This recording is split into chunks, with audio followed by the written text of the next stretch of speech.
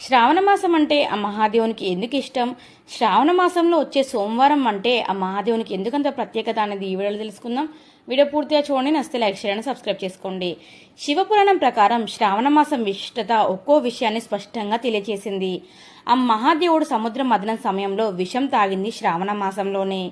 ఈ మాసంలో వర్షాకాలం కాబట్టి విషం తాగిన సమయంలో ఆయన శరీరానికి ఇబ్బంది అవుతుంది కాబట్టి వర్షం కురిపించి ఆయనకు అభిషేకం చేశాడు ఆ వరదేవుడు. కాబట్టి ఈ మాసంలో శివ భక్తులు ఆయనకు అభిషేకం చేస్తారు. అలాగే పార్వతీదేవి శివుడిని ప్రసన్నం చేసుకోవడానికి శ్రావణ మాసం నుండి తపస్సు ప్రారంభించింది. అంతేకాదు ఈ శ్రావణ మాసంలోనే ఆ పార్వతీదేవి 16 సోమవారాల వ్రతం చేసింది కాబట్టి శ్రావణ మాసంలో వచ్చే సోమవారం అంటే ఆయనకు అంత ప్రత్యేకత. అలాగే చంద్రుని శక్తులు శివునిలో మమేకమై ఉంటాయి కాబట్టి చంద్రుణ్ణి సోముడు అని కూడా పిలుస్తాడు కాబట్టి సోమవారం ఆయనకు అంత ప్రత్యేకం. అలాగే ఆ మహాదేవుడు స్వయంగా చెప్పాడు, శ్రావణ మాసంలో ఎవరైతే జలంతో అభిషేకం చేసి బిల్వపత్రాలతో నా పూజ చేస్తారో వాళ్లకు మోక్షం ప్రాప్తిస్తుంది అని.